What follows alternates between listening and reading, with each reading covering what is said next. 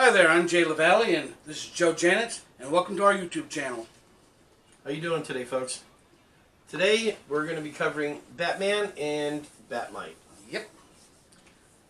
Well, Batman, the Dark Knight, the Caped Crusader, part of the dynamic duo, the world's greatest detective, or whatever you want to know him or call him, was created by artist Bob Kane and writer Bill Finger, and first appeared in Detective Comics number 27 in 1939. Now, for everybody that doesn't know the name Bill Finger, there's a long backstory. It goes along with, Bob Kane. What needs to be said is that everybody else is speculation. There's been little credit given to Mr. Finger over his contribution. But we can say that because the two of them work together, we have what we have now as Batman. Right. Okay, like I said, in 1940, Batman, a.k.a. Bruce Wayne, was partnering up with Dick Grayson, a.k.a. Robin, the Boy Wonder. Now, I hate to say it this way, but let's all take a look at the idea of a man who is a crime fighter, a ladies' man, and then he takes on a ward. A teenage ward at that. Yeah, that's a little off. Yeah. I was just thinking, now, in nowadays terms, do we know of anybody who'd do something like that? Yeah. Michael Jackson, cuff, Michael Jackson. Yeah. That being said, one of the things that we can look at with the idea of him taking a ward, it was not done in any comic anywhere. No.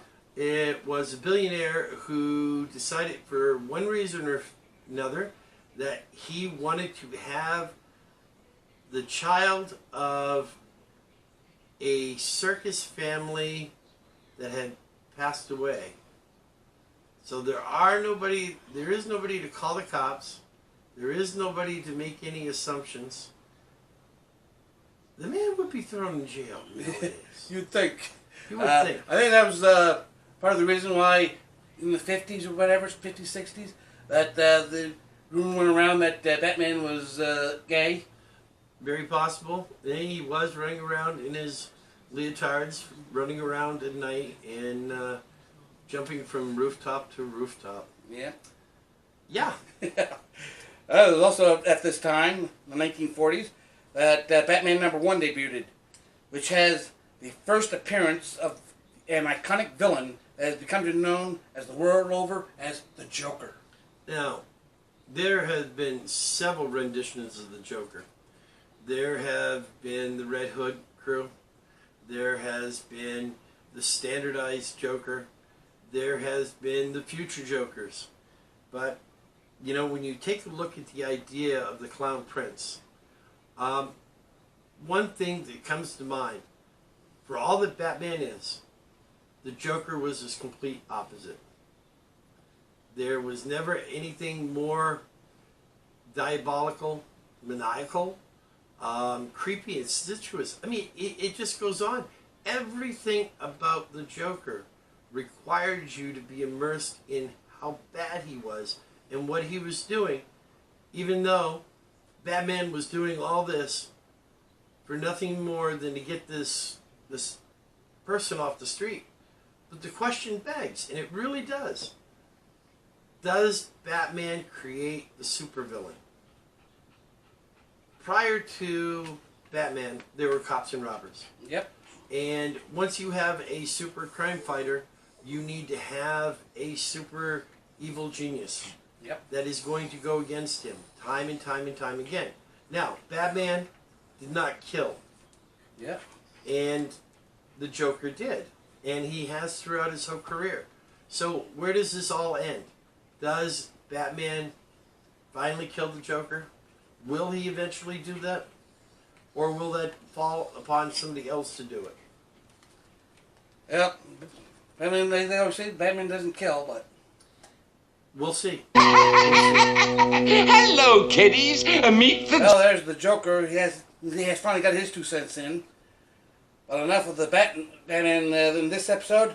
Let's focus on a very unique character from the Batman mythos, Batmite, who first appeared in Detective Comics number 267.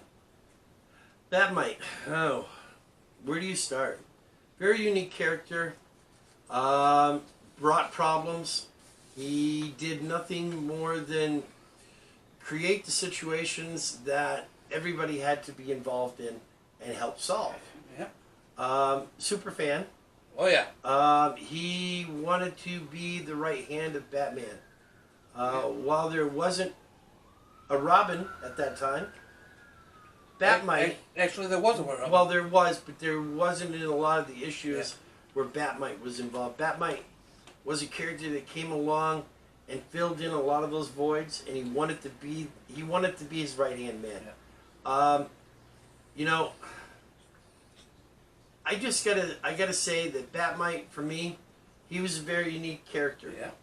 Now I know your take on him, that he is Mr. Mxyzptlk in a sense, Yeah. from the same universe, same idea, and that does make a lot of sense. Yeah.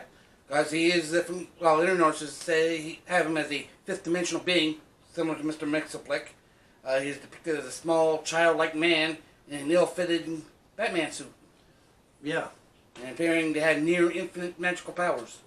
and that pretty much falls in suit. Yep. Now, if you think about all the different characters along the way, you've got characters like this that have run the gambit, and I mean the gambit on a lot of the DC superheroes. Where do we get these from? Well, a lot came down to the fact that DC separated the Earths, and granted they had a fifth dimension, but they broke up all 52 Earths, and they allowed us to borrow people from different places. Yeah. Now, could one of them be completely, enhanced creatures that are just bored with each other, playing gags and tricks on each other, and have decided to go forth and see their heroes? Yeah. We don't know. If I recall right, there are 7 or 8 planets that DC never named anything on. Yeah. So they could fall into one of those. Yeah. Batmite has appeared in Batman, Detective Comics, and World's Finest Comics. And he has even teamed up with Mr. Mxyzptlk on an occasion. Now, that means they know each other. Yeah. Shows more of a slant toward what you were saying, that they come from the same dimension, and they might all decide that they want to come to Earth and mess with the superheroes. Yeah. Well, on Batmite's side, like I said, he's a fan. He doesn't really want to piss off his superhero. He just wants to see him in action. Right. But at the same time, Mr. Mxyzptlk just wants to hang out with Superman And be annoying. and be annoying. Not much of a difference, folks, at times. Yeah. So, I mean, we've got a lot of great options on being able to see these characters.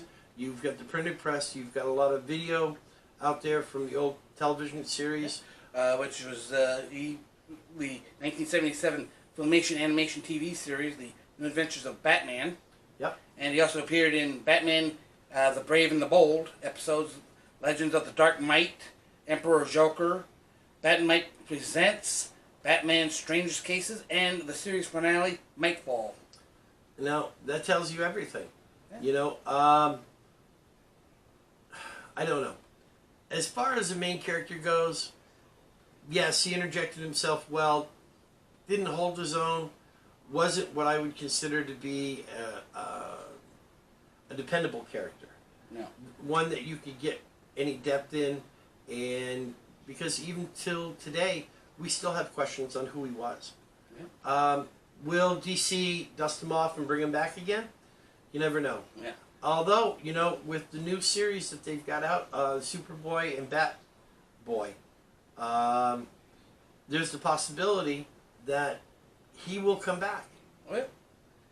Because, like I said, he's teamed up with Mxyzptlk and Pester the Two before, so why not again? It would be something.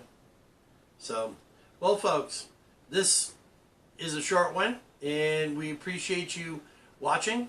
We want you to subscribe and like. Yeah. And come to it and see us again. And all I can say is thank you very much for watching, and we'll see you next time. Bye now. Bye.